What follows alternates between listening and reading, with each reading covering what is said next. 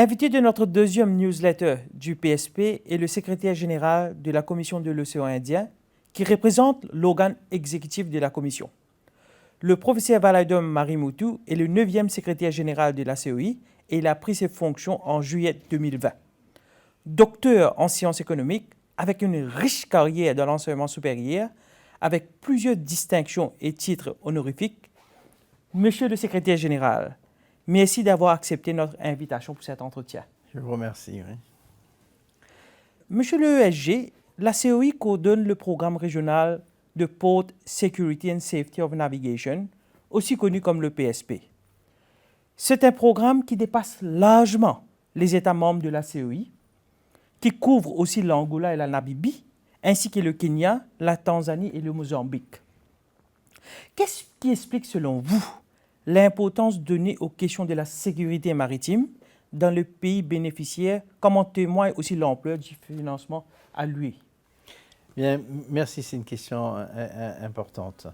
Je dirais que le programme de sécurité portuaire, comme vous l'avez signalé, qu'on va appeler PSP, qui est bien financé par l'Union européenne, est d'abord destiné à renforcer les capacités des institutions et des autorités portuaires à détecter, à prévenir, à enquêter et surtout à répondre aux menaces à la sécurisation des ports pour assurer la sûreté de la navigation en accord avec l'ensemble des conventions maritimes internationales.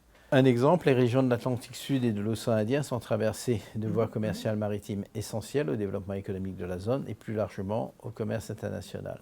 Forcément, les ports sont essentiels et jouent un rôle extrêmement important parce qu'ils sont au cœur des échanges économiques internationaux et commerciaux. Le problème, c'est qu'il y a des fragilités. D'accord ? Ce que je pourrais dire, il y a un certain nombre de trous dans la raquette, dont les capacités d'application des lois maritimes, une conformité insuffisante aux normes internationales de sécurité et de sûreté et un manque de coopération régionale. Donc ces quelques trous dans la raquette que nous avons identifiés constituent autant d'opportunités pour des actions malveillantes, des trafics illicites, les risques de pollution ou d'incidents. C'est toujours la même question de la lance ou du bouclier. Et donc, au regard de la croissance du trafic maritime dans les ports de notre zone, on peut vraisemblablement s'attendre à ce que ces dangers connaissent une augmentation proportionnelle, à moins que des interventions concrètes ne soient prises pour renforcer les institutions de réglementation portuaire et surtout le respect des normes internationales en matière de sécurité et de sûreté. Donc, à travers ce projet, la Commission de l'océan Indien propose un ensemble de dispositifs viables à tous les partenaires concernés par la sécurité maritime dans la région, afin d'améliorer la sécurité portuaire sur le long terme. Il permettra de mettre en place un mécanisme régional de partage d'informations et d'échange de données sur les passagers et les cargos, de renforcer la capacité de réaction des services chargés de l'application de la loi, afin de remédier aux vulnérabilités existantes et de contrer les menaces persistantes et émergentes. Donc c'est un long chemin, mais c'est un chemin absolument nécessaire. Donc cette initiative propose des formations spécialisées, des exercices opérationnels régionaux, des visites d'échange entre pays, des séances de suivi sur les lieux, ainsi que la fourniture de matériel et de l'accès aux bases de données d'Interpol. Effectivement, Monsieur le secrétaire général, dont vous avez bien dit, bien souligné, le trafic maritime augmente dans la région et nous sommes tous conscients que les ports sont des infrastructures critiques. Concrètement, quelle est la plus-value du programme PSP dans les États membres de la COI? Alors, le PSP propose des moyens aux officiers travaillant dans les ports pour rédiger des procédures opérationnelles permanentes, construire des ponts entre les agences qui faciliteront l'échange d'informations, ce qui est bien sûr l'une des plus grandes faiblesses des ports à l'heure actuelle, mais pas seulement les ports. L'échange d'informations reste une difficulté, et notamment le manque de collaboration entre les différentes autorités. Donc la création de ces unités conjointes de contrôle portuaire est un exemple très intéressant de la manière dont la collaboration entre agences et la collaboration régionale ou interrégionales peuvent aider les pays à mieux contrôler leurs frontières.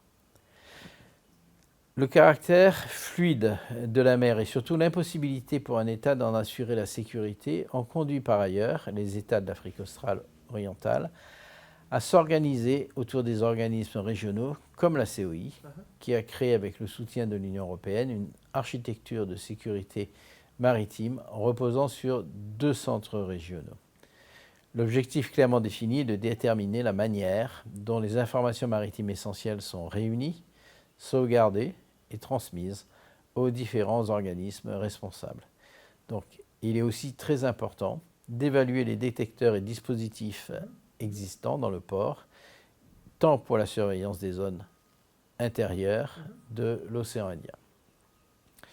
Il apparaît donc essentiel pour les États membres d'avoir des outils de traitement d'informations hétérogènes.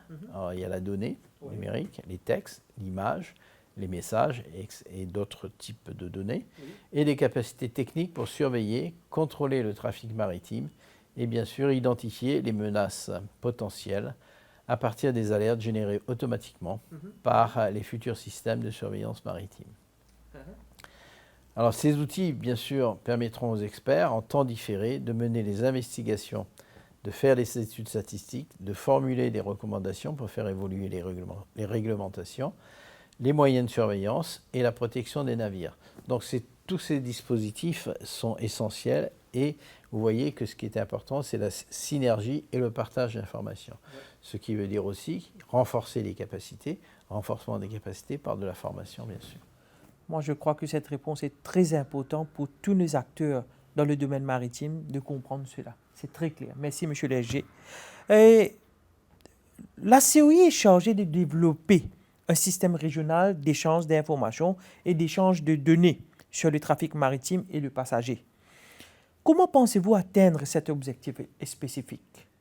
Alors, lorsque les navires entrent et sortent des ports, vous avez des informations détaillées et des informations spécifiques qui doivent être communiquées aux autorités qui sont à terre.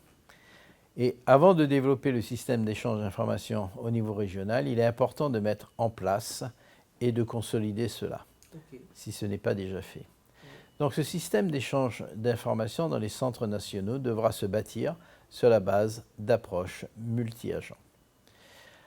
En ce moment, plutôt, le partage de données est très fragmenté au niveau national. Et à travers le PSP, la COI a déjà mené une évaluation à Maurice et la solution que proposent les experts au gouvernement est en cours d'examen. La proposition a pour but de renforcer la responsabilité et la transparence de toutes les autorités concernées, à savoir les gardes-côtes, les bureaux des passeports et de l'immigration, les douanes, les autorités maritimes et portuaires. Tout cela contribuera à simplifier le commerce transfrontalier et à rendre la chaîne d'approvisionnement plus efficace pour les quelques millions de tonnes de marchandises qui sont échangées par voie maritime chaque année dans cette partie du monde. Donc l'évaluation et les activités entreprises à Maurice serviront de benchmark, ou on préférait de base de référence, pour une application à d'autres territoires. Mais vous voyez que le problème, il faut le prendre de façon globale. Ce n'est pas seulement une question avec les ports, mais avec l'ensemble des autorités, l'écosystème qui sont en charge de travailler sur les frontières. Monsieur le secrétaire général, ça fait un plaisir de vous recevoir aujourd'hui. Merci beaucoup. C'est moi qui vous remercie infiniment. Avec plaisir. Et j'espère que tous nos téléspectateurs se rendront ravis de vos réponses que vous nous avez apportées. Je l'espère. Merci. Merci.